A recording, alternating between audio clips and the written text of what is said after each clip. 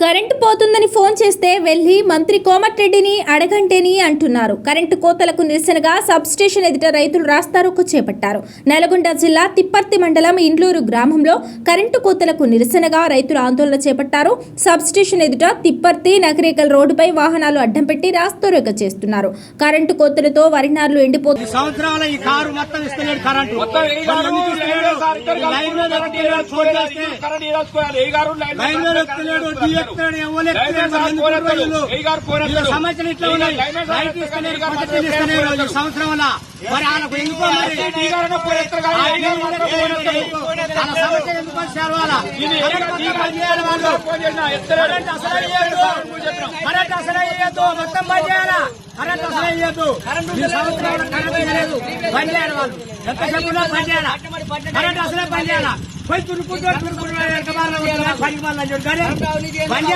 మొత్తం మధ్యాహ్నం కరెంట్ ఇవ్వద్దు. ఈ సంవత్సరం ఇవ్వలేదు కరెంటు ఇవ్వలేదు. సంవత్సరం అసలే పని చేయని అసలే కరెంటు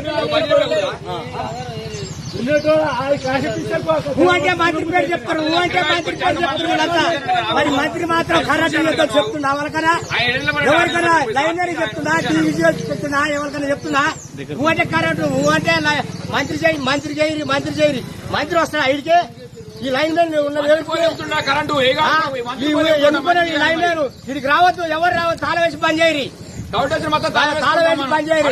అప్పుడు పోయి మంత్రి కాడికి పోయి అడుగుతాం. ఏమిటికుర్రీలు మంత్రి కాడికి పోంటారు. ఏమిటికుర్రీలు ఎందుకుర్రీలు ఆ జాబులు ఒక్కొక్క ₹1,00,000 జాబులు చెప్తుడు. ఒక్కొక్కడు లైన్ మ్యాన్ ₹1,00,000 జాబు చెప్పుకుంటా. మరి అంటే మంత్రి కాడికి మంత్రి కరెంట్ ఇయ్యకని చెప్తున్నా. ఆయన కరెంట్ ఇయ్యకని చెప్తున్నా. మంత్రి వచ్చిన తాళవేవారు సభ చేసే తాళ వేసి వాళ్ళని పంపాను. అప్పుడైతే మంత్రి వస్తాడు. అంటే నైట్ పోతుంది, 10 పోతుంది. అంటే 5 నిమిషాలు వస్తుంది, 10 నిమిషాలు పోతాయి కరెంటు. బుక్కులో మాత్రం రాసి పెట్టిన బుక్ తీయాలా, మాకు చూపించాలా. 100 మందిలో 100 మందిలో బుక్ చూపించాలా.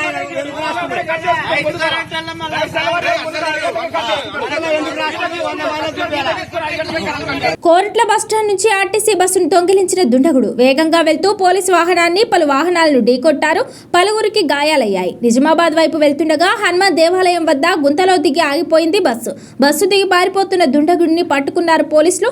మెట్పల్లి పోలీస్ స్టేషన్ తరలించారు. అవును, పవన్ కళ్యాణ్ భూమి FTL లో ఉంది. పవన్ కళ్యాణ్ జన్వాడ కోడి చెరువు భూమి వ్యవహారంపై హైడ్రా కమిషనర్ రంగనాథ్ కీలక వ్యాఖ్యలు చేశారు. 2014లో పవన్ కళ్యాణ్ ఆ భూమిని కొనుగోలు చేశారు. పవన్ కళ్యాణ్ భూములు దాదాపు 6-7 ఎకరాల వరకు కోడి చెరువులో ఉన్నాయి. మిగతా 3-4 ఎకరాలు మాత్రమే FTL బయట ఉన్నాయి.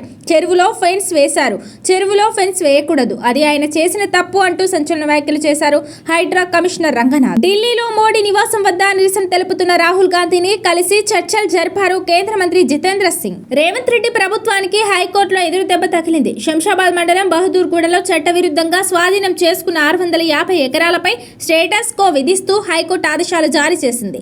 ఆ భూమిలో వేసిన ఫెన్సింగ్ ను వెంటనే తొలగించాలని హైడ్రా రెవెన్యూ అధికారులకు ఆదేశాలు జారీ చేసింది హైకోర్టు. నిన్న కేవలం పలు సర్వే నెంబర్లలోని 28 ఎకరాలకు హైకోర్టు ఉపశమనం ఇవ్వగా నేడు పూర్తి 650 ఎకరాల్లో బలవంతపు చర్యలు చేపట్టాలని ఆదేశాలు జారీ చేసింది. జర్నలిస్ట్ అక్రిడేషన్ కు విలువ లేదు. తెలంగాణ పోలీస్ బల్కంపేట ఎల్లమ్మ ఆలయం దగ్గర పరిస్థితి ఇలా ఉంది.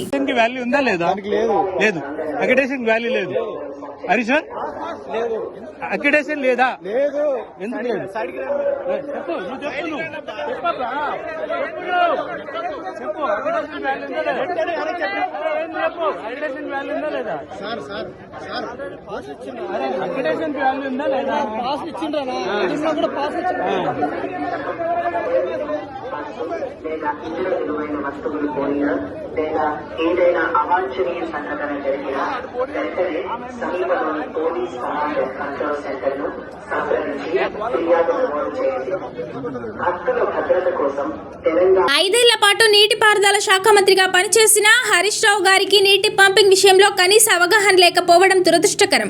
ఉమ్మడి వరంగల్ జిల్లా వ్యాప్తంగా ఎల్నినో ప్రభావంపై సమీక్ష సమావేశం నిర్వహించిన అనంతరం మీడియాతో మంత్రి పొంగులేటి శ్రీనివాసరెడ్డి వ్యాఖ్యలు చేశారు. 1,00,000 క్యూసెక్లు పోతుంది, 2 లక్షల క్యూసెక్స్ కింద సముద్రంలో కలుస్తుంది. కింద రాష్ట్ర ప్రయోజనాల కోసం పై రాష్ట్రమైన మన రాష్ట్రం ఏదో కొల్యూడైంది అని కొంతమంది ప్రబుద్ధులు అవగాహన ఉండి మాట్లాడుతున్నారా, అవగాహన లేక మాట్లాడుతున్నారా? వారికి కూడా ఈ వేదిక ద్వారా ఒకటి అడుగుతున్నాను. ఒకేసారి 10 మోటార్లు వదలలేదనో 10 మోటార్లు వదిలి మేము ఇది చేశామనో వారు చెప్తున్నారు. వారు ఆనాడు 10 సంవత్సరాల పాలనలో 5 సంవత్సరాలు నీటిపారుదల శాఖ మంత్రిగా ఉన్నప్పుడు మీకున్న పరిజ్ఞానం ఏందో ఒక్కసారి మీరు ఆలోచించండి. మోటార్లు 1 by 1 కొత్తగా కెనాల్కి నీరు అంటే సీజన్ స్టార్ట్ అయ్యేటప్పుడు 100 క్యూసెక్కుల నుంచి మొదలెట్టి దాని కెపాసిటీ 10,000 క్యూసెక్కులు ఉన్నా 100, 200, 300, 500, 1000 అట్లా గ్రాడ్యువల్ గా ఇంక్రీజ్ చేస్తాం కెనాల్స్ లో. అదే పద్ధతిలో రిజర్వాయర్ లో నింపేటప్పుడు కూడా ఒక 50 టీఎంసీల కెపాసిటీ రిజర్వాయర్ ఉంటే ఒక రాత్రికి రాత్రి ఒక 2 రోజుల్లోనో ఫస్ట్ సీజన్ లోనో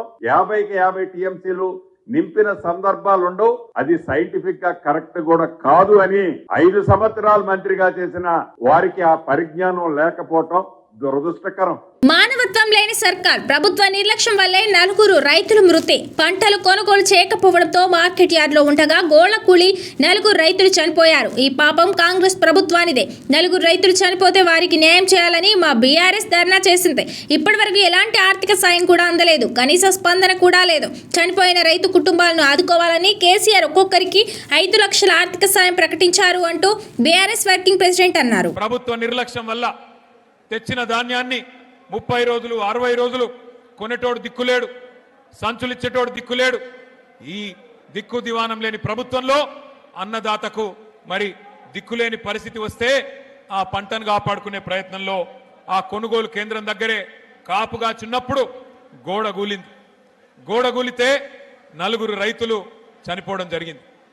4 రైతులు చనిపోతే ప్రధాన ప్రతిపక్ష నాయకులు, ప్రధాన ప్రతిపక్ష పార్టీకి సంబంధించిన బీఆర్ఎస్ పార్టీకి సంబంధించిన నాయకత్వం, మాజీ ఎమ్మెల్యే మా దివాకర్ రావు గారు, మా జీవన్ రెడ్డి గారు, మాజీ మంత్రి గారు 8 గంటలు ధర్నా చేసినా దున్నపోతు మీద వానబడ్డట్టు ప్రభుత్వం నుంచి స్పందన రాలే.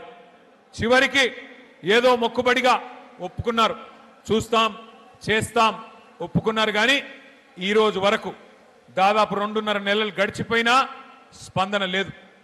కనీసం మానవత్వం అనే ఒక ఆలోచన కూడా లేదు. మరి ఈ 4 చనిపోయిన తర్వాత అర్ధాంతరంగా వారి జీవితాలు ముగిసిపోయిన తర్వాత నాకు దివాకర్ రావు గారు, జీవన్ రెడ్డి గారు కలిసి ఫోన్ చేసినారు. అన్నా మరి పార్టీ తరఫున మనమన్నా ఏమన్నా చెప్పాలి, ఎందుకంటే రైతులు ఈ రకంగా ఇబ్బందులు పడతా ఉన్నారు, వారికి అండగా నిలబడాలన్నారు.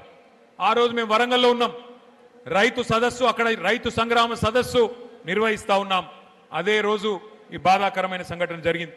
వెంటనే ప్రకటించినాం, కేసీఆర్ గారిని అడిగితే మంచిర్యాల జిల్లాలో జరిగిన ఈ విషాదానికి పార్టీ తరఫున తప్పకుండా మనం అండగా నిలబడదాం, ఒక్కొక్క రైతుకు 5 లక్షల రూపాయలు వెంటనే ప్రకటించండి అని చెప్పి కేసీఆర్ గారు చెప్పినారు.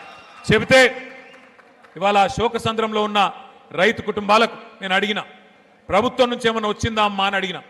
బాధ ఎక్కడ అనిపిస్తుంది అంటే 2.5 నెలలు అయిపోయింది.